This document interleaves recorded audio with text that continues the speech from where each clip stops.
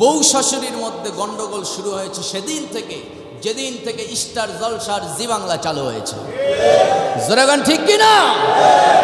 যুবক যুবতীদের চরিত্র নষ্ট করার জন্য কোনো কিছু দরকার নয়। মানব জাতির জন্য অ্যাটম বোমা, পারমাণবিক বোমা যেমন হুমকি, আমেরিকান হলিউড আর ভারতের বলিউড তেমন হুমকি। জোরে বলুন ঠিক কিনা? ইন্নাল হামদালিল্লাহিল আকরামিল্লাযী খালাকাল ইনসানা ওয়া কাররামা ওয়া আল্লামাহু মিনাল বায়ানি মা লাম ইয়ালাম فسبحان الذي لا يحصى امتنانه باللسان ولا بالقلم نشهد أن لا إله إلا الله وحده لا شريك له ونشهد أن سيدنا وحبيبنا ومولانا محمدًا عبده ورسوله الذي أرسله بالحق بشيرا ونذيرا وداعيا إلى الله بإذنه وسراجا وقمرا منيرا فقد قال الله تبارك وتعالى في كلامه المجيد وفرقانه الحميد সবাই বলুন আউযু বিল্লাহি মিনাশ শাইতানির রাজীম বিসমিল্লাহির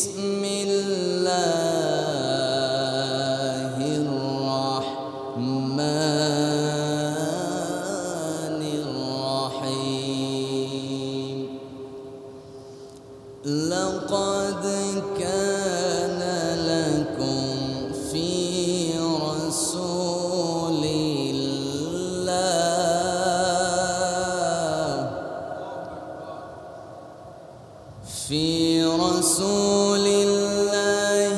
উসওয়াতুন হাসানাতুন লিমান কানা ইয়ারজুল্লাহ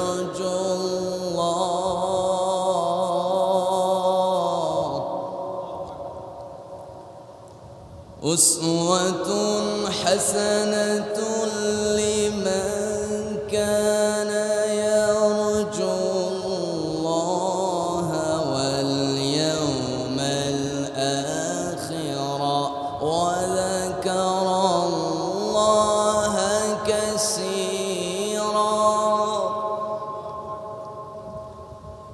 الله أكبر بسم الله الرحمن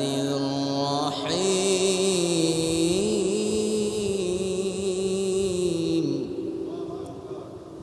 إن الله وملائكته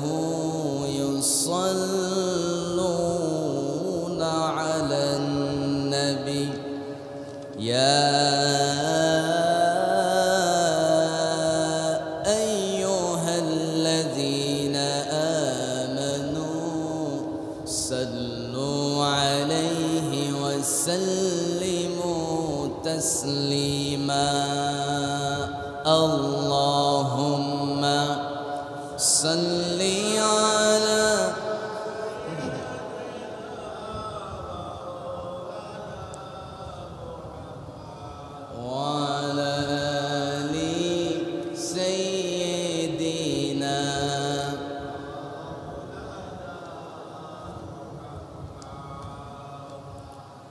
সামনে বসা, দূরেও কাছের, বিভিন্ন স্থান থেকে ছুটে আসা তাওহীদের পতাকাবাহী, কালেমার ঝান্ডাবাহী, দ্বীন ইসলামের নরসরদুল প্রাণপ্রিয় দ্বীনি ভাইরা, আলোচনার সূচনায় আমার পক্ষ থেকে আবারও হৃদয় নিংড়ানো দিল খোলা সালাম, আসসালামু আলাইকুম ওয়া রাহমাতুল্লাহি ওয়া বারাকাতুহু।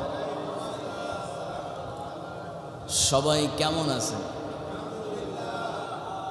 যে মহান আল্লাহ তাআলা পবিত্র জুমার দিনের অর্ধবেলার সকল ব্যস্ততা থেকে মুক্ত করে কোরআনের টানে পবিত্র ঘর, জান্নাতের একটি বাগান, মসজিদে আগে আগে আসার বসার তৌফিক যে আল্লাহ দান করলেন, শুকর আদায় করছি মুহাব্বাতান, জোরালো কণ্ঠে বলে উঠছি আলহামদুলিল্লাহ।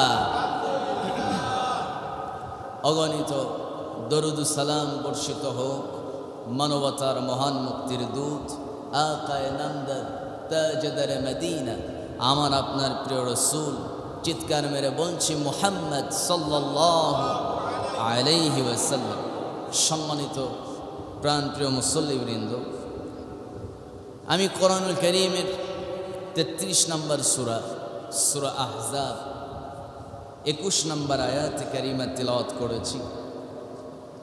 যে আয়াত আমাদেরকে একটা মেসেজ দেয়, গোটা মানব জাতির মডেল হচ্ছেন মুহাম্মদ সাল্লাল্লাহু, যেই মুসলমান তার মডেল মুহাম্মদ সাল্লাল্লাহু আলাইহি ওয়াসাল্লাম। আমাদের মডেল আমাদের নবী, শেষ নবী, যার ভিতরে সব কিছুই রয়েছে, যেরকম সুবহানাল্লাহ। সেই শ্রেষ্ঠ মডেল, উত্তম আদর্শ, পৃথিবীর শ্রেষ্ঠ সত্যবাদী মানুষ, সেই মহামানবের উত্তম আদর্শের সঙ্গে আমাদের আদর্শের মিল আছে না নাই? সেই মিল কতটুকু আছে কতটুকু নেই, এই বিষয়গুলো নিয়ে আজকের জুমায় আমরা আলোকপাত করার চেষ্টা করব। জোরে বলি ইনশাআল্লাহ। সম্মানিত ভাইয়েরা, পৃথিবীতে প্রায় 1,70,00,000 ইহুদি, তাদের পরস্পরের মধ্যে একটা বন্ধন, ঐক্যবদ্ধ থাকার কারণে গোটা পৃথিবী তারা নাড়াচাড়া করছে। গোটা পৃথিবীর কলকাঠি তাদের হাতের কবজায়, ঠিক কিনা বলেন? এই ইহুদিরা, ওরা ইসরায়েলে বসে গোটা পৃথিবীটাকে শাসন করছে। কেন জানি আমরা তাদের কাছে প্রত্যেকটা জায়গায় ধরা। আমার আল্লাহ বলছেন ওয়াতাসিমু বিহাবলিল্লাহি জামিআ ওয়ালা তাফাররাকু, তোমরা আল্লাহর রজ্জুকে শক্তভাবে আঁকড়ে ধরো এবং পার্থক্য, পৃথক হয়ে যেও না, কোনো বিষয়ে তোমরা পার্থক্য করো না। এটা কার কথা বলে? আল্লাহ। সম্মানিত ভাইয়েরা, যখনই আমরা পৃথক হয়ে যাব, যখনই আমরা ভ্রাতৃত্বের বন্ধন থেকে আলাদা হয়ে যাব, বাতিলরা আমাদেরকে দুনিয়া থেকে নিশ্চিহ্ন করার একটা উপায় খুঁজে পাবে, সুযোগ খুঁজে পাবে। ফরিদপুরে মন্দিরে আগুন লাগালো হিন্দুরা, ওদের জাতির লোকেরাই আগুন লাগালো। সন্দেহভাজন 2 জন মুসলিমকে গ্রেপ্তার করলো, দড়িতে বেঁধে রাখলো। ওরা 5 মিনিট আগেও জানতো না যে ওদেরকে নৃশংসভাবে বুয়েটের আবরারের মতো পিটিয়ে হত্যা করা হবে।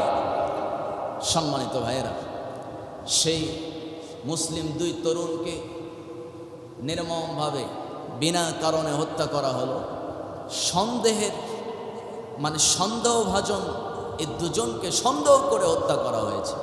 এখনো কিন্তু ওরা এটা করছে কিনা এটার কোনো প্রকার প্রমাণ নাই। শেষ পর্যন্ত দেখা গেল ওদের জাতির লোকেরাই আগুন লাগিয়েছে। তাহলে এই হত্যা কেন হলো? এটার বিচার এখনো হলো না কেন? এটার কারা করল? এই হত্যাকাণ্ডে কারা জড়িত? ওদেরকে গ্রেপ্তার করা হলো না কেন? সম্মানিত ভাইয়েরা, এই বিচারের দাবিতে মুসলমানরা মিছিল করতেছে। ওদেরকে আবার পাল্টা বুলেটের আঘাত করে তাদেরকে দুনিয়া থেকে ষড়যন্ত্র করার, বিদায় করার ষড়যন্ত্র করা হচ্ছে। তার মানে বোঝা গেল সব জায়গায় কেন জানি আমরা পরাজয় বরণ করে নিয়েছি। এর মূল কারণ হলো আমরা খুঁজি এটা কোন টুপি, এই টুপি আমার তরিকার কিনা। টুপির মধ্যে দলাদলি আসে না নাই? আসতে বলবেন না, আসে না নাই? সামান্য টুপি দেখে আমরা সিলেক্টেড করি, আমরা চিন্তা করি এটা হলো ওই তরিকার টুপি। পাঞ্জাবির সাইজ দেখে এটা হচ্ছে তাবলিগের পাঞ্জাবি, এটা কওমি পাঞ্জাবি, এটা আলিয়া পাঞ্জাবি। জোরেগণ ঠিক না? তার মানে ছোট ছোট বিষয়কে কেন্দ্র করে আমরা মতানৈক্য শুরু করেছি। না, সব মতানৈক্যের প্রাচীর ভেঙ্গে আমরা এক হয়ে যাব। কার জন্য? আল্লাহর জন্য। আমার বন্ধুগণ, মনের মধ্যে হিংসা বিদ্বেষ রাখা যাবে না। আমরা পরস্পরকে ক্ষমা করে দেব। আল্লাহ রাব্বুল আলামিন বলছেন, আল্লাযীনা ইউনফিকুনা ফিস সাররাই ওয়াদ দাররাই ওয়াল কাযিমিনাল গায়যা ওয়াল আফিনা আনিন নাস আল্লাহু ইউহিব্বুল মুহসিনিন। জোরে বলুন আল্লাহু আকবার।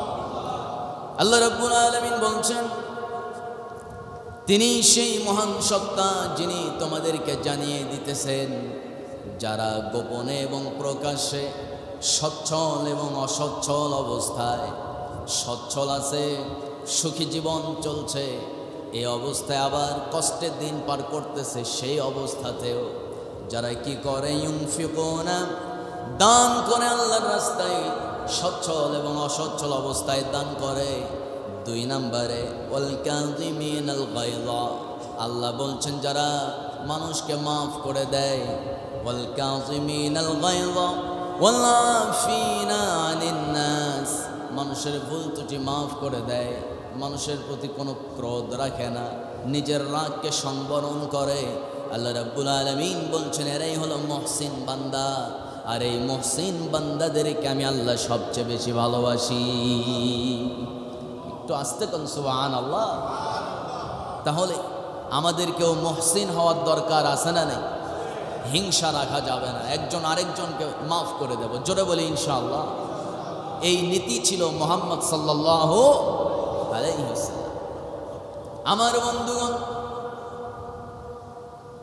সামান্য ইতিকাফে 10টা দিন থাকবে।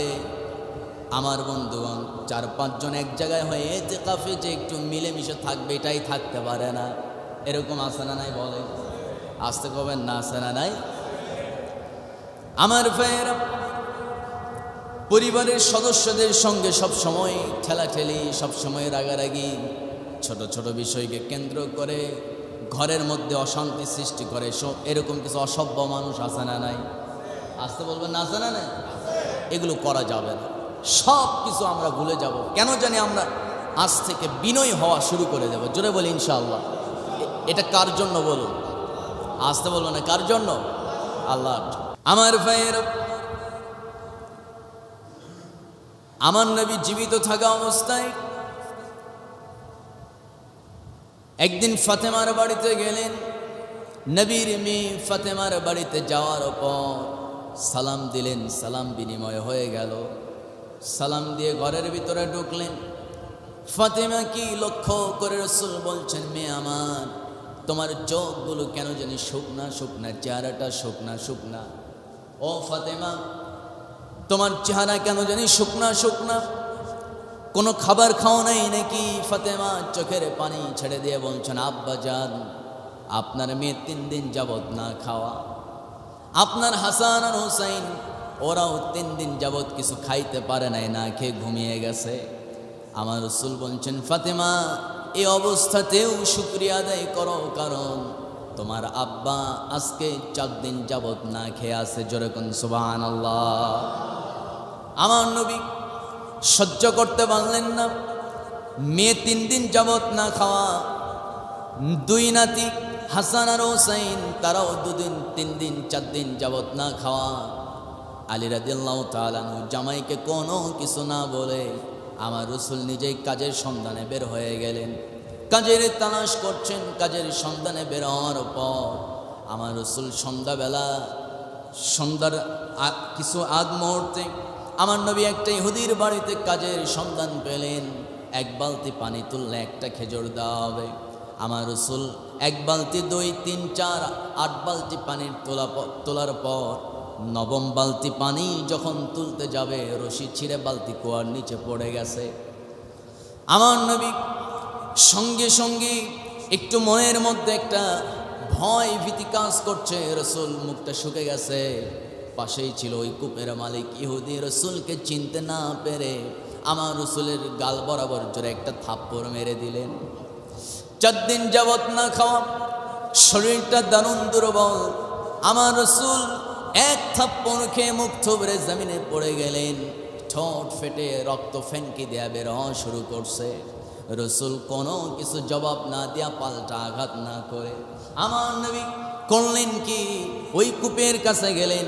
কূপের কাছে যাওয়ার পর আমার রসুলের ছোট্ট হাত আগায় দিয়ে বলছেন, কূপের নিচে পড়ে যাওয়া বালতি আল্লাহর হুকুমে চলায়। বলা মাত্র ওই কূপের নিচে যে পানির লেয়ারটা আছে, ওই পানির লেয়ার আস্তে আস্তে উপরের দিকে চলে আসছে, পানি উছলায় পড়ে। একটু পরে আমার রসুল আস্ত করে ওই বালতিও নিলেন, রশিও নিলেন। বালতিটা নিচে রেখে ছিঁড়ে যাওয়া রশির 2 মাথা এক জায়গায় করে ডান হাতের মুষ্টির ভিতরে ঢুকায় দেয়া বিসমিল্লাহ বলে ছেড়ে দিলেন। রশি আগের মতো হয়ে গেছে। মোজেজা প্রকাশ পেয়ে গেল। ইহুদি আশ্চর্য হয়ে গেছে। আমার নবীজি সেই জায়গায় কোনো প্রকার অহংকার দেখালেন না, কোনো প্রকার বরত্ব দেখালেন না, কারণ সব কিছু হয় কার নির্দেশে বলে? আসতে বলবেন না, কার নির্দেশে? আমার ভাইয়েরা, আমার নবীজি মুস্কি একখান হাসি দিয়া রশিয়ার বালতি ইহুদের হাতে উঠায় দেয়া বলতেছেন, 8টা বালতি পানি তুলছে, 8টা খেজুর, আমার পাওনা খেজুর দিয়ে দাও। ওই ইহুদি আশ্চর্য হয়ে গেছে, এই মানুষ তো সাধারণ কোনো মানুষ না। সঙ্গে সঙ্গে ইহুদি বলতেছে, বলো তো তোমার পরিচয় কি? রসুল বলছেন, আমি শেষ পয়গম্বর মুহাম্মদ ইবনে আব্দুল্লাহ। যেরকম সুবহানাল্লাহ। সঙ্গে সঙ্গে ইহুদি হাতা গায়ে দেয়া বলছেন, আমাকে মাফ করে দেন, আমাকে কালিমা পড়ায় দেন। পড়ে নিলেন, আশহাদু আল্লা ইলাহা ইল্লাল্লাহু ওয়াহদাহু লা শারীকা লা ওয়া আশহাদু আন্না মুহাম্মাদান আবদুহু ওয়া রাসূলুহু। রাসূলুল্লাহর ভিতরে প্রতিশোধের নীতি ছিল না ক্ষমার নীতি? বলেন, আসতে বলবেন না, প্রতিশোধ না ক্ষমা? আমরা নবীর উম্মত। লাকাদ কানা লাকুম ফি রাসূলিল্লাহ উসওয়াতুন হাসানাতুন লিমান কানা ইয়ারজুল্লাহ। জোরে বলুন আল্লাহু আকবার। আমার ভাই, আমার রাসূলের আদর্শ হচ্ছে মুসলিম জাতির জন্য উত্তম মডেল, উত্তম আদর্শ মুহাম্মদ সাল্লাল্লাহু আলাইহি ওয়াসাল্লাম।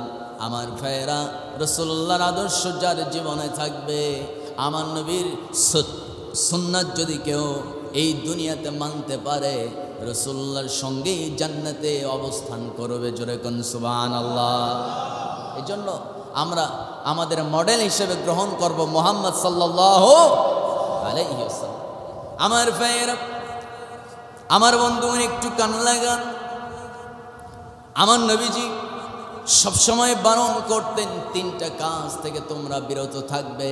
1 নাম্বার হলো মদ্যপান করবে না, নেশা জাতীয় সব দ্রব্য পরিহার করে চলো। এরপরে 2 নাম্বার হলো জেনা করা যাবে না, মানুষ খুন করা যাবে না। যেই জায়গায় দেখবেন মানুষরা মদ্যপান করে, যারা মদ পান করে ওরাই জেনা করে, যারা জেনা করে ওরাই আবার মানুষ খুন করে, ঠিক কি না?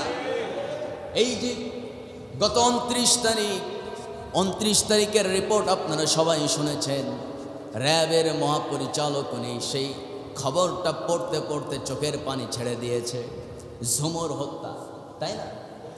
মাত্র কয় বছর হবে? 9 বছরের শিশু, ক্লাস 3তে পড়ে। এই ঝুমুর নামে ছোট্ট একটা 9 বছরের শিশু, এই শিশুটাকে ওরা ছাড় দেয় না। এর পেছনে কারণ হচ্ছে মাদক, ঠিক কিনা? মাদক। সম্মানিত ভাইরা, দোষ ওই লোককে দেওয়া যাবে না, কারণ ওই ব্যক্তির হাতে যে মদ তুলে দিয়েছে, মাদক দ্রব্য যারা মানুষের কাছে সহজ দ্রব্য করে দিয়েছে, ওদেরকে আগে বিচারের আওতায় আনতে হবে। জোরে বলুন, ঠিক কিনা? তাছাড়া সমাজ থেকে ধর্ষণ বন্ধ হবে না। দেশ স্বাধীন হয়েছে 52 বছর, 53 বছর হচ্ছে, এরকম 52,000 বছর পার হলেও ধর্ষণ বন্ধ হবে না যদি মদের ফ্যাক্টরি আইন করে বন্ধ করে না দেওয়া হয়। যারা বলেন ঠিক কিনা? অনেক প্রভাবশালী, অনেক বড় বড় নেতা, তারাও মদ পান করে, রীতিমতো তারাও মেয়েদেরকে ব্ল্যাকমেইল করে ধর্ষণ করে, এগুলো খবরের কাগজে আমরা দেখি না, মিডিয়াতে এগুলো আমাদের চোখে পড়ে না। হাসপাতালে কত নার্স ওরা নার্সিং করতে যায়, ম্যাক্সিমাম 70% আমি শুনলাম প্রায় 70% নার্স ধর্ষণের শিকার, যারা বলতে পারে না, বাপ মাকে বলতে পারে না, অসহায়। ওরা কার কাছে বিচার চাবে? ওদের একটু প্রমোশন পাওয়ার জন্য বড় বড় ডাক্তারদের সঙ্গে বিছানায় ঘুমাতে হয়। নাউজুবিল্লাহ বলবেন না? এরকম আছে না নয়? আচ্ছা, সম্মানিত ভাইয়েরা, এগুলো সব বন্ধ হয়ে যেত যদি রাসূলুল্লাহকে আমরা উত্তম মডেল হিসাবে গ্রহণ করে নিতাম, ঠিক কি না? আমাদের মডেল মুহাম্মদ সাল্লাল্লাহু, সবার জিহ্বা থেকে তো বের হয় না, একটু জোরে কোন মুহাম্মদ সাল্লাল্লাহু আলাইহি ওয়াসাল্লাম। যেখানেই মত সেখানেই ধর্ষণ, যেখানেই ধর্ষণ আর জিনা সেখানেই খুন। সব বন্ধ করতে হলে কোরআনের আইন দরকার, আছে না নাই? আসতে বলবেন আছে না নাই? কষ্ট হচ্ছে নাকি আপনাদের? সম্মানিত ভাইয়েরা, কোরআনের আইন যদি চালু হয়ে যেত সব বন্ধ হয়ে যেত। সুবহানাল্লাহ বলবেন না? আমার বন্ধুগণ, আল্লাহ রাব্বুল আলামিন বলছেন, দুনিয়ার तमाम মানুষকে জানিয়ে দিতেছেন, শোনো দুনিয়ার মানুষরা, ইন্নামাল খামরু ওয়াল মাইসিরু ওয়াল আনসাবু ওয়াল আজলামু রিজসুম মিন আমালিশ শাইতান। জোরে বলুন আল্লাহু আকবার। ও দুনিয়ার মানুষ, মদ জুয়ার কারবার যারা করে, মদের কারবার, জুয়ার কারবার, এগুলো হলো শয়তানের কাজ। এই কাজগুলো যারা করে মূলত তারা শয়তানকে খুশি করে। শয়তান তো আমাকে চ্যালেঞ্জ করেছিল।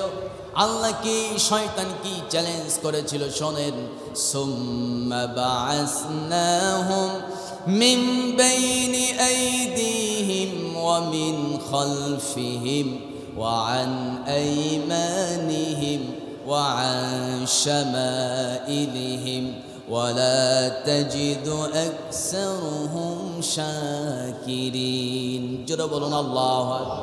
আল্লাহকে বলেছিল, আল্লাহ আজ থেকে তোমার অনুগত বান্দাদেরকে ডান থেকে বাম থেকে সামনে থেকে পেছন থেকে আমি তাদেরকে পাকড়াও করব।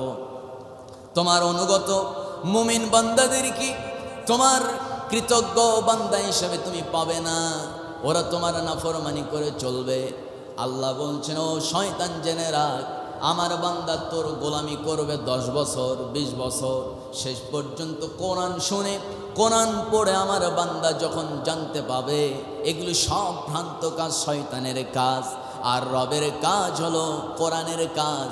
কোরআন পড়ে পড়ে কোরআনের দেখা রাস্তায় যখন আমার বান্দা চলতে থাকবে, নিজের ভুল যখন বুঝতে পাবে, আমার কাছে 1 ফোঁটা চোখের পানি ছেড়ে দিয়ে মাফ চাবে, তোর 10 বছরের চেষ্টা আমি 1 মিনিটেই শেষ করে দেব। আরেকটু আসতে কোন সুবহানাল্লাহ। সবচেয়ে বড় ক্ষমাকারী একজন, আওয়াজ করে বলুন তিনি কে? যত গুনাহ হোক না কেন আল্লাহর কাছে 1 ফোঁটা চোখের পানি ফেলেন, আল্লাহ মাফ করে দেবে।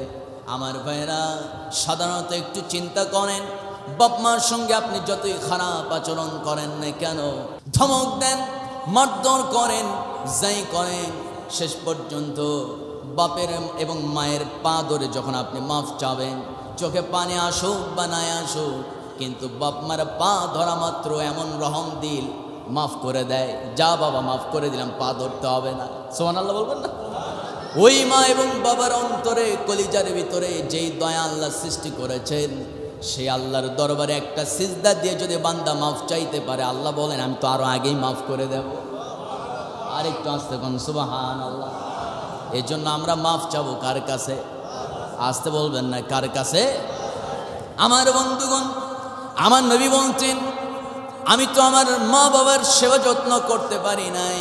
ইম্মা ইয়াবলুগান্না ইনদাকাল কিবারা আহাদুহুমা আও কিলাহুমা ফালা তাকুল লাহুমা উফফিন ওয়ালা তানহারহুমা ওয়া কুল লাহুমা কওলান কারীমা। জোরে বলুন আল্লাহু আকবার।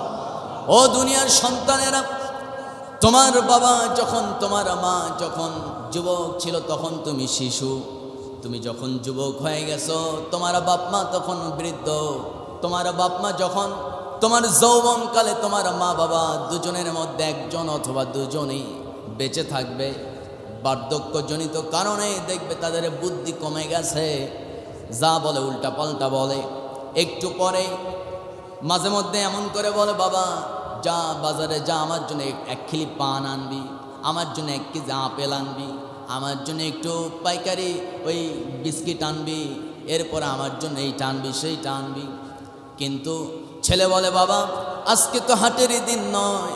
ধমক দিয়ে কথা বলে না, ধমক দেওয়া যাবে না। উফি ওয়ালা তানহারহুমা, না বুঝে বাপ মা বৃদ্ধ বয়সে তোমাকে অনেক কিছু বলবে, কিন্তু গালমন্দ করা যাবে?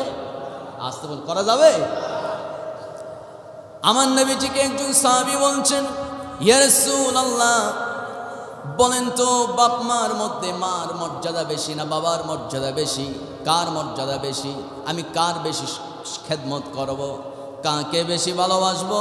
কার বেশি খেদমত করব? আমার রাসূল বলছেন, তোমার মা। যেরকম সুবহানাল্লাহ। এরপরে সাহাবী বলছেন, ইয়া রাসূলুল্লাহ, এরপরে আমি কার খেদমত করব? তোমার মা। এরপর কার? তোমার মা। কয়বার বললেন? 3 বার। চতুর্থবার জিজ্ঞেস করছেন, ইয়া রাসূলুল্লাহ, কার খেদমত করব? রাসূল, তোমার বাবা।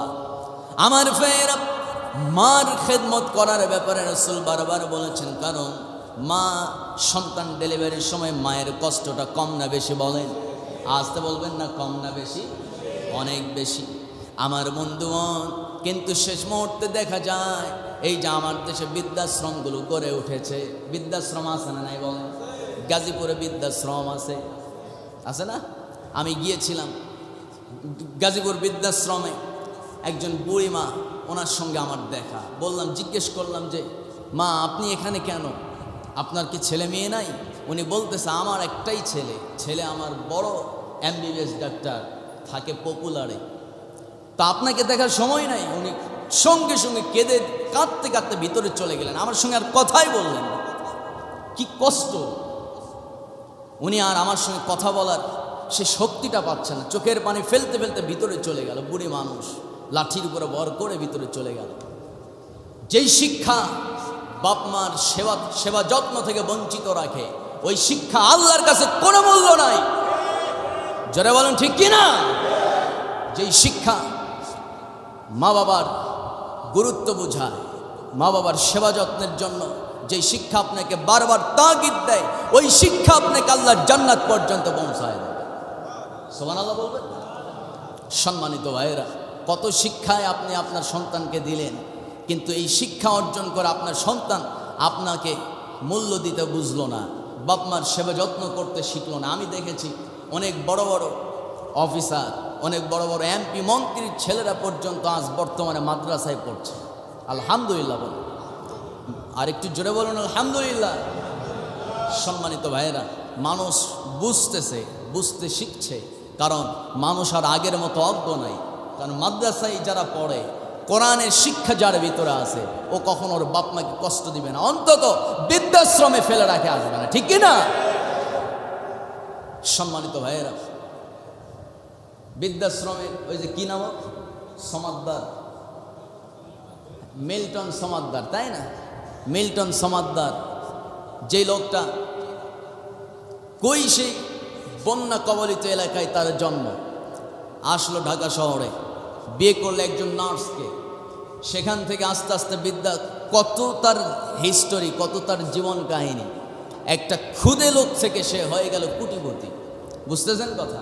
এর পেছনেও এই বুড়ো মা বাবার সেবা যত্নের নামে এখানেও সে ফায়দা লুটতেছে। আল্লাহ তো ছাড় দেবে না। আল্লাহ কি ছাড় দেয়? আল্লাহ একটু ছাড় দেয়, কিন্তু একেবারে আল্লাহ ছেড়ে দেবে না। আল্লাহ অবশ্যই একদিন পাকড়াও করবে। সম্মানিত ভাইয়েরা, সম্মানিত বন্ধুগণ, মানুষের আবেগটাকে কাজে লাগিয়ে অনেক লোক অনেক কোটি কোটি টাকা ইনকাম করছে। এরকম কিছু অসভ্য লোক সমাজে আসে না নাই? আসতে বলবেন না, আসে না নাই? এগুলো হতো না যদি আমরা আমাদের সন্তানদেরকে কোরআনের শিক্ষা দিতাম। কোরআনের শিক্ষা দরকার আছে না নাই? আসতে বলবেন না, আছে না নাই? আচ্ছা, শুধু আছে বললেই হবে না, নিজেও শিখবো, সন্তানটাকেও শিখাবো। জোরে বলি ইনশাআল্লাহ।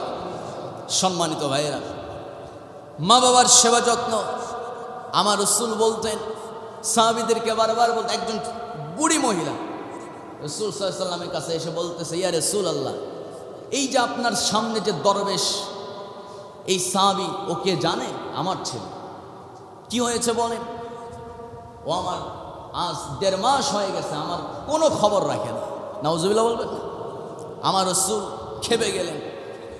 খেপে গিয়ে একটু পরে কান্না শুরু করলেন, বলতেছে, আমার মা যদি বেঁচে থাকতো, আমি আমার মাকে নিয়ে ব্যস্ত থাকতাম। সুবহানাল্লাহ বলবেন না? ওয়াইস করনি, যার মর্যাদা আকাশচুম্বী, অথচ রাসূল সাল্লাল্লাহু আলাইহি ওয়াসাল্লামের সঙ্গে দেখা করার সুযোগটা তার হয় নাই মা বাবার সেবা যত্ন করার জন্য। আমার রাসূল বিদায় নেওয়ার পূর্বে বলেছেন, ওমর, আলী, আবু বকর, যাও ওয়াইস করনি থেকে দোয়া নাও। সুবহানাল্লাহ বলবেন না? আমার বন্ধুগণ, একটু কান লাগান। মা বাবার সেবা যত্ন যারাই করবে তাদের ভাগ্য পরিবর্তন হয়ে যাবে। কারণ ওয়াকাদা রাব্বুকা আল্লা তা'বুদু ইল্লা ইয়্যাহু ওয়া বিল ওয়ালিদাইনি ইহসানা। জোরে বলুন আল্লাহু আকবার। আল্লাহ তাআলা বলছেন, বান্দার দায়িত্ব মূলত 2টা। প্রত্যেকটা ইমানদার যে নিজেকে ইমানদার দাবি করে, 1 নম্বরে দায়িত্ব হলো গোলামি করবে কার? সিজদা দেবে কাকে? আইন মানবে কার? 2 নম্বরে ওয়াবিল ওয়ালিদাইনি ইহসানা। 2 নম্বরে আল্লাহ যাকাত বলেন নাই, সাওম বলেন নাই, আল্লাহ ইউনফিকুন বলেন নাই, হজের কথা বলেন নাই। আল্লাহ তাআলা অনেক হুকুম আহকামের কথা বলতে পারতেন, জিহাদের কথাও বলতে পারতেন, কিছুই বলেন নাই। আল্লাহ বলছেন, আমার ইবাদত করার পরে বান্দা তোর দায়িত্ব হলো বাপ মার সঙ্গে সুন্দর আচরণ করতে হবে। আর একটু জোরে বলি সুবহানাল্লাহ। মা বাবার গুরুত্ব আল্লাহ কেন দিলেন একটু বোঝার চেষ্টা করুন। হযরত আলকামা রাদিয়াল্লাহু তাআলা আনহা মৃত্যু শয্যায় বিছানাগত। আমার রাসূলের কাছে খবর চলে গেল। রাসূল সাল্লাল্লাহু আলাইহি ওয়াসাল্লাম হযরত আলীকে ডাকলেন, আলী, যাও আলকামার কাছে যাও, কালেমার তালকিন করো, কালেমা পড়াও। মৃত্যুর পূর্বে যদি কেউ কালেমা পড়ে ডাইরেক্ট কোথায় যাবে বলুন? আসতে বলবেন না, কোথায়? জান্নাতে চলে যাবে। আমার বন্ধুগণ, সাহাবী আলী রাদিয়াল্লাহু তাআলা আনহু সোজা আলকামার বাড়িতে চলে গেলেন। আলকামার বাড়ির দরজায় নক করলেন। আলকামার স্ত্রী দরজা খুলে দিয়ে সাইডে আড়াল হয়ে গেল। ঘরের ভিতরে ঢোকার পর হযরত আলীর সঙ্গে ছিল 3-4 জন সাহাবী। আলী রাদিয়াল্লাহু তাআলা আনহু আলকামাকে লক্ষ্য করে বলছেন, আলকামা, একটু পরেই হয়তো তোমার মৃত্যু হয়ে যাবে, তোমার অবস্থা আশঙ্কাজনক। ও আলকামা, কালিমা পড়ো আমার সঙ্গে। আলকামা সব কথা বলে, ভালো মন্দ সব বুঝে, কিন্তু জিহ্বা থেকে কালিমা বের হয় না। দারুণ কঠিন ব্যাপার। সঙ্গে সঙ্গে আলী রাদিয়াল্লাহু তাআলা ঘোড়ার পিঠে সওয়ার করে রাসূলুল্লাহর দরবারে চলে গেলেন। নবীকে বলছেন, ইয়া রাসূলুল্লাহ, ঘন্টার পর ঘন্টা চলে গেল, আলকামাকে বারবার চেষ্টা করে ওর জবান থেকে কালিমা বের হয় না। এত বড় একজন সাহাবী, যিনি সবচেয়ে বড় একজন মুজাহিদ ছিলেন, যিনি বড় আল্লাহওয়ালা ছিলেন, আমার রাসূলের খুব কাছের সাহাবী, কিন্তু মৃত্যুর পূর্বে কালিমা জবান থেকে বের হয় না। শেষ পর্যন্ত আমার রাসূল আলকামার বাড়িতে গেলেন, জিজ্ঞেস করলেন, আলকামা, তুমি কেমন আছো বলো তো? আলকামা বলে, ইয়া রাসূলুল্লাহ, আমার শরীরটা খুব একটা ভালো না, বেশিক্ষণ বাঁচবো বলে মনেও হয় না, আপনি আমারে মাফ করে দিন। আমার রাসূল বলছেন, আলকামা, সব ঠিক আছে, তোমার প্রতি আমার কোনো ক্ষোভ নাই। ও আলকামা, তুমি একটু আমার সঙ্গে কালিমা পড়ে নাও। রাসূল বারবার, নবী স্বয়ং তাকে কালিমা পড়ানোর চেষ্টা করছেন, কিন্তু রাসূল ব্যর্থ। আমার রাসূল বারবার বলার পরও জিহ্বা থেকে কালিমা বের হয় না।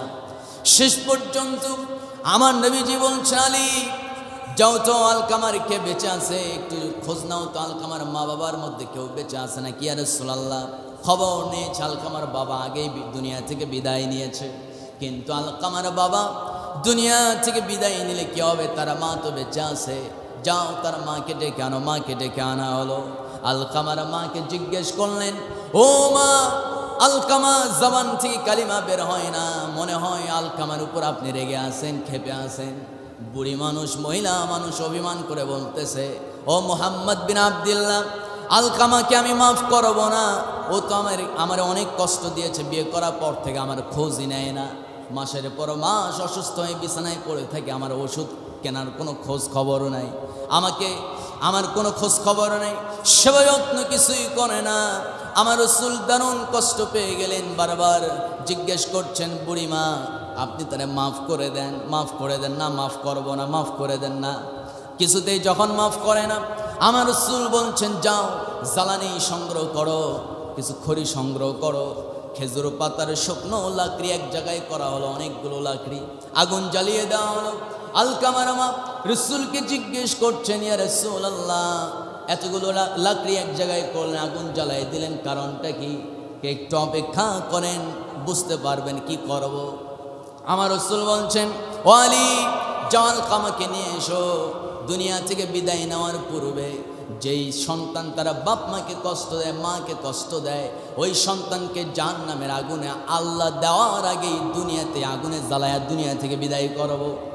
আমার রাসূলের এই কথা শোনা মাত্র আলকামার মা কেঁদে কেঁদে বলছেন, ইয়া রাসূলুল্লাহ, যেই সন্তানকে গর্ভে ধারণের যন্ত্রণা সহ্য করলাম, ডেলিভারির যন্ত্রণা সহ্য করলাম, 2 বছর দুধ পান করালাম, ছোট থেকে লালন পালন করলাম, ওই সন্তানকে আমার চোখের সামনে আপনি আগুনে জ্বালায়া দুনিয়া থেকে বিদায় করবেন, আমি মা হয়ে কেমনে সহ্য করি? ইয়া রাসূলুল্লাহ, আমি আমার ছেলেকে মাফ করে দিলাম।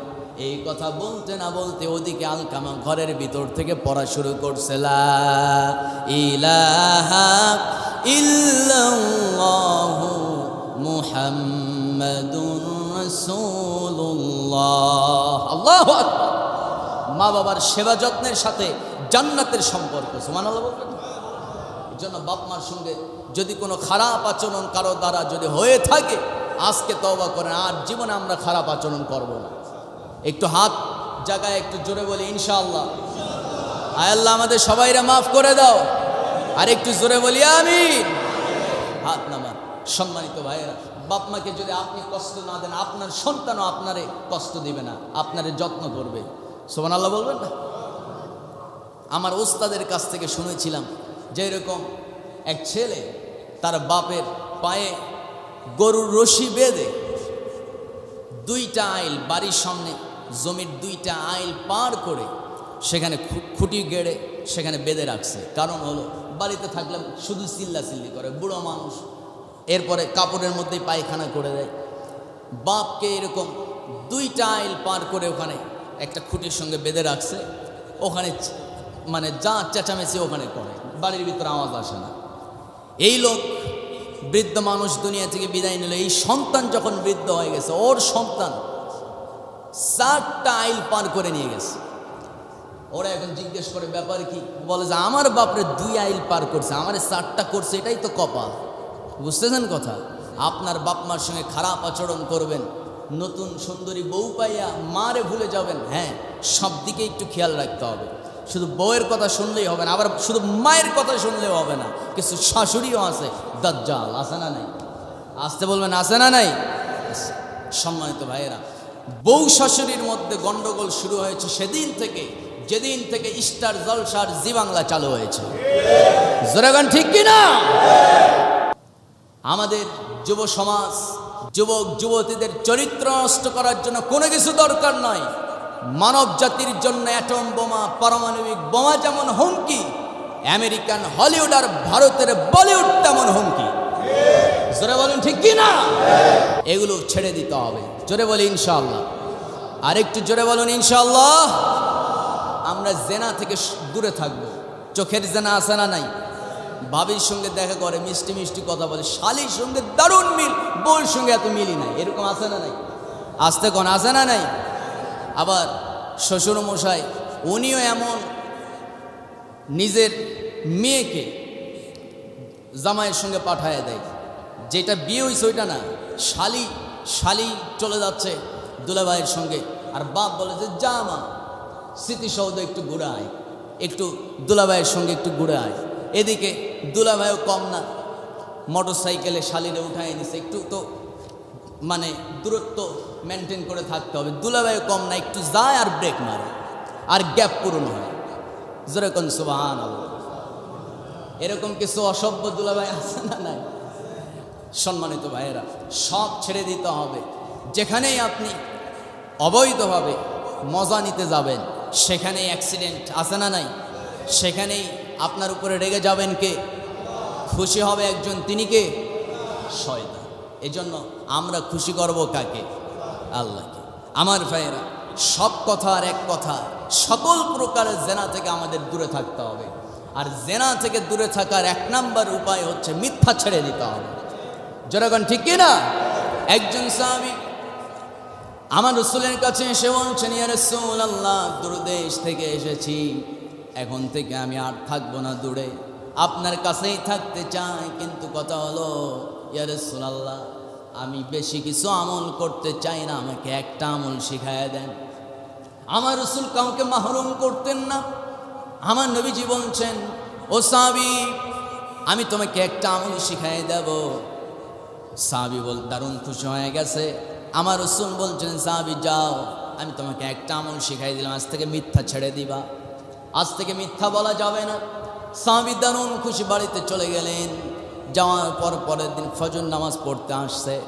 ফজর নামাজের পর আমার নবীজির একটা নিয়ম ছিল, বারবার যতগুলো মুসল্লি তার পিছনে নামাজ আদায় করেছেন প্রত্যেকের আমল সম্পর্কে জিজ্ঞেস করতেন। যেরকম সুবহানাল্লাহ জিজ্ঞেস করতেন, আজকে কে কে তাহাজ্জুদ পড়েছো, কে কে আজকে রাতটা কিয়ামুল লাইল করেছো, আল্লাহকে কারা বেশি ডেকেছো, রাতের খোঁজ নিতেন। যেরকম সুবহানাল্লাহ। আমার বন্ধু, আমার রাসূল ওই সাহাবীকে ফজর নামাজ পড়ার পর জিজ্ঞেস করছেন, সাহাবী, গতকাল রাতে আমি তোমাকে বলেছিলাম, একটা আমল শিখিয়েছিলাম মিথ্যা ছেড়ে দিতে, তুমি কি মিথ্যা ছাড়ছো নাকি? ইয়া রাসূলুল্লাহ, ছেড়ে দিয়েছি। ও সাহাবী, তাহলে বলো গতকাল রাতে তুমি কি করেছিলে? ইয়া রাসূলুল্লাহ, গতকাল রাতে তো আমি মদের বোতল হাতে নিয়েছিলাম, আল্লাহর কসম আর কোনোদিন কোনো রাতে আমি মদের বোতল হাতে নেব না। যেরকম সুবহানাল্লাহ। ওই সাহাবীর তিনটা বদ অভ্যাস, কয়টা বলেন? আরেকটু যেরকম কয়টা? তিনটা বদ অভ্যাস ছিল। এক নাম্বার হলো মদ্যপান করতেন, দুই নাম্বারে জেনা করতেন, তিন নাম্বারে চুরিও করতেন। তিনটা বদ অভ্যাস। এক নাম্বারে বদ অভ্যাস হলো মদ পান করা। সাহাবী রাতের বেলা মদের বোতল হাতে নিয়েছে, আর আমার নবীজিও জিজ্ঞেস করছেন, গতকাল রাতে তুমি কিসের বোতল হাতে নিয়েছো? ইয়া রাসূলুল্লাহ, মদের বোতল, আর কোনোদিন মদ পান করব না। মিথ্যা ছেড়ে দিলেন। আমার ভাইয়েরা, মদের বোতল ছেড়ে দিলেন। অন্যদিকে পরের দিন আবার রাসূল জিজ্ঞেস করছেন, ও সাহাবী, গতকাল রাতে কার বাড়িতে চুরি করতে গেছিলা? সুবহানাল্লাহ বলে। সাহাবী আশ্চর্য হয়ে গেছে, এই কি ব্যাপার? না, মিথ্যা তো বলা যাবে না। ইয়া রাসূলুল্লাহ, হ্যাঁ চুরি করতে গিয়েছিলাম, কিন্তু আর কোনোদিন চুরি করব না। আর একটু জোরে কোন সুবহানাল্লাহ। আমার ভাইয়েরা, আমার বন্ধুগণ, তৃতীয় রাত পার হয়ে গেল। সাহাবী আবার রাসূলের সামনে এসে হাজির হয়ে গেছে। আমার নবীজি বলছেন, সাহাবী, গতকাল রাতে কোন পতিতালয়ে কোন নারীর সঙ্গে রাত্রি যাপন করেছো? সাহাবী বলছেন, ইয়া রাসূলুল্লাহ, আর কোনোদিন আমি কোনো নারীর সঙ্গে জেনা করব না। আল্লাহর কসম, আপনার এই একটা আমল আমার তিনটা খারাপ বদ অভ্যাস আমার জীবন থেকে দূর করে দিয়েছে। আর একটু জোরে কোন সুবহানাল্লাহ। আপনি যখন মিথ্যা ছেড়ে দিবেন, আপনার জীবন থেকে অনেক খারাপ কাজ মাইনাস হয়ে যাবে। আল্লাহু আকবার। আমার রাসূলের সবচাইতে প্রথম আদর্শ হলো তিনি সত্যবাদী ছিলেন। জোরে কোন সুবহানাল্লাহ। রাসূলুল্লাহর মতো সত্যবাদী দুনিয়াতে আর কেউ আছে? আসতে বলুন, আছে? আমরা আজ থেকে সত্য বলবো না মিথ্যা? মিথ্যা বলবো কম না বেশি? মিথ্যা বলাই যাবে না। সম্মানিত ভাইয়েরা, সম্মানিত বন্ধুগণ, আরেকজন সাহাবী আমার রাসূলের দরবারে এসে বলছেন, ইয়া রাসূলুল্লাহ সাল্লাল্লাহু আলাইহি ওয়াসাল্লাম, ইয়া রাসূলুল্লাহ, মহিলা সাহাবী এসে বলছেন, ইয়া রাসূলুল্লাহ, আমি তো জিনা করছি। সাহাবী বলেন, আমি জিনা করে ফেলেছি। আমার রাসূল বলছেন, না, তুমি জিনা করো না। জিনার শাস্তি হলো মিআতা জালদা। যদি অবিবাহিত পুরুষ, অবিবাহিত নারী যদি জিনা করে, ইসলামী আইন অনুযায়ী 100 বেত্রাঘাত করতে হবে। মিআতা জালদা, কয়শো বেত্রাঘাত? 100। আর যদি বিবাহিত হয়, এটা তো অবিবাহিত, আর বিবাহিত যদি যুবক যুবতী জেনা করে তাহলে তাদের শাস্তি হচ্ছে পাথর মেরে দুনিয়া থেকে শেষ করে দেওয়া। আমার ভাইয়ের, এই আইন যদি থাকতো, এইরকম অবৈধ জেনা, ব্যভিচার, পরকীয়া নামক এই বড় রোগ দুনিয়া থেকে বিদায় নিত। জনগণ ঠিক কিনা? সম্মানিত ভাইয়েরা, এই জন্য কোরআনের আইন যেখানে নাই সেখানেই সমস্যা। আমরা চাই আমার দেশে কোরআনের আইন চালু হোক। জোরে বলি ইনশাআল্লাহ। আল্লাহ কবুল করবে না ইনশাআল্লাহ? চেষ্টা করার দরকার আছে না নাই? চেষ্টা করবেন কারা কারা? একটু হাতটা উঁচু করে দেখান তো মুসলমান। আল্লাহ সবার হাতগুলোকে কবুল করে নিক। জোরে বলি আমিন। সম্মানিত ভাইয়েরা, ওই সাহাবী, মহিলা সাহাবী রাসূলকে বলছেন, ইয়া রাসূলুল্লাহ, আমি তো জেনা করে ফেলেছি। রাসূল বলছেন, না তুমি জেনা করো নাই। মহিলা আবার বলছেন, ইয়া রাসূলুল্লাহ, আমি জেনা করেছি। আমার নবী বলছেন, না তুমি জেনা করো নাই। ওই মহিলা আবার বলছেন, ইয়া রাসূলুল্লাহ, না আমি জেনা করছি। না তুমি জেনা করো নাই। রাসূল বারবার বলার কারণ হলো, আমার রাসূল চাচ্ছেন মহিলা জেনা করেছে কিন্তু কোনো প্রমাণ নাই। প্রমাণ না থাকার কারণে তাকে একটু ছাড় দিতে চাচ্ছেন। আমার নবী তো বড় দয়ালু, আমার রাসূল তো বড়ই করুণাশীল, কারণ তার রব বড় দয়াময়। যেরকম সুবহানাল্লাহ। আমার রাসূল চাচ্ছেন তাকে মাফ করে দিতে, কিন্তু মহিলা বারবার কেঁদে কেঁদে বলছেন, ইয়া রাসূলুল্লাহ, আমি জেনা করেছি। ওই মহিলা শেষ পর্যন্ত রাসূলকে বলছেন, ইয়া রাসূলুল্লাহ, আমি জেনা করেছি, আমার পেটে, আমার গর্ভে সন্তান আছে। আমার রাসূল বলছেন, ঠিক আছে যাও, সন্তান ডেলিভারি হওয়ার পর এসো। সন্তান ডেলিভারি হওয়ার পর ওই মহিলা আমার নবীর কাছে আসলেন। রাসূল সাল্লাল্লাহু আলাইহি সাল্লামের কাছে এসে বলছেন, ইয়া রাসূলুল্লাহ, এই হলো আমার সন্তান, আমি জেনা করেছি, আমার বিচারটা কার্যকর করেন, পাথর মেরে আমাকে দুনিয়া থেকে বিদায় করেন। রাসূল বলছেন, বারবার তুমি তোমার শাস্তি চাও কেন? ওই মহিলা কেঁদে কেঁদে বলছেন, ইয়া রাসূলুল্লাহ, দুনিয়ার শাস্তির চেয়ে আখিরাতের শাস্তি বড় ভয়ানক। ইয়া রাসূলুল্লাহ, আখিরাতের শাস্তি আমি চাই না, দুনিয়াতে আমাকে শাস্তি দেন, আখিরাতে আমি চিরনাজাত পেতে চাই। আর একটু জোরে কোন সুবহানাল্লাহ। ওই মহিলা আমার রাসূলকে এই কথা বলা মাত্র মহিলাও কাঁদে, রাসূলও কাঁদে, সাহাবীরাও কাঁদে। আমার রাসূল বলছেন, ও মহিলা, এখন যদি তোমার উপর আমি বিচার কার্যকর করি, এই সন্তানের দায়িত্ব নিবে কে? আল্লাহ তো আদেশ করেছেন 2 বছর দুধ পান করানোর। এই 2 বছর দুধ পান করাতে হবে, এটা তার হক। 2 বছর দুধ পান করার পর এরপরে তুমি আমার কাছে আসবে। আমার বন্ধু দুধ পান করার পর মহিলা যথাসময়ে আবার হাজির হয়ে গেছে। আমার নবীজি বিচার কার্যকর করবেন, করে দেওয়া হবে। ওই মহিলা দাঁড়িয়ে গেলেন, মহিলার কোমর পর্যন্ত মাটির নিচে পুঁতায় ফেলা হলো। এরপরে পাথর নিক্ষেপ করা শুরু করলো। সাহাবায়ে কেরাম পাথর মারতে মারতে এক মুহূর্তে ওই মহিলাকে শেষ করে দিলেন। শেষ মুহূর্তে ওই মহিলার জবান থেকে কালেমা বের হয়ে গেছে। জোরে কোন সুবহানাল্লাহ। হযরত আলী রাদিয়াল্লাহু তাআলা আনহু আমার রাসূলকে বলছেন, ইয়া রাসূলুল্লাহ, আমার শরীরটা নাপাক হয়ে গেছে। রাসূল বলছেন, কেন বলো? আলী রাদিয়াল্লাহু তাআলা আনহু বলছেন, এই নাপাক মহিলাকে পাথর মারতে গিয়ে 1 ফোঁটা রক্ত আমার শরীরে এসে পড়ে গেছে। আমার নবীজি বলছেন, ও আলী, ওর শরীর থেকে 1 ফোঁটা রক্ত বের হওয়ার পূর্বে আল্লাহ ওরা মাফ করে দিয়েছে। ওর প্রতিটা রক্তের বদৌলতে আল্লাহ তাআলা জান্নাতে এক একটা অট্টালিকা, অ্যাপার্টমেন্ট দান করেছেন। জোরে কোন সুবহানাল্লাহ। সম্মানিত ভাইয়েরা, যেখানেই কোরআনের বিধান, যেই জমিনে কোরআনের বিধান থাকবে, সেই জমিনে সকল প্রকার দুর্নীতি, দুঃশাসন কবরে চিরতরে দাফন হয়ে যাবে। মানুষ সুখে শান্তিতে ঘুমাতে পারবে, মানুষের কোনো জীবন নিয়ে টেনশন, কোনো আতঙ্ক থাকবে না। জোরে কোন সুবহানাল্লাহ। এজন্য আমাদের মডেল একজন, তিনি কে? আল্লাহ। আমাদের মডেল কে? মুহাম্মদ সাল্লাল্লাহু আলাইহি ওয়াসাল্লাম। রাসূলুল্লাহকে সব জায়গায় আমরা মডেল হিসাবে মানতে চাই কি চাই না? আসতে বলবেন, চাই কি চাই না?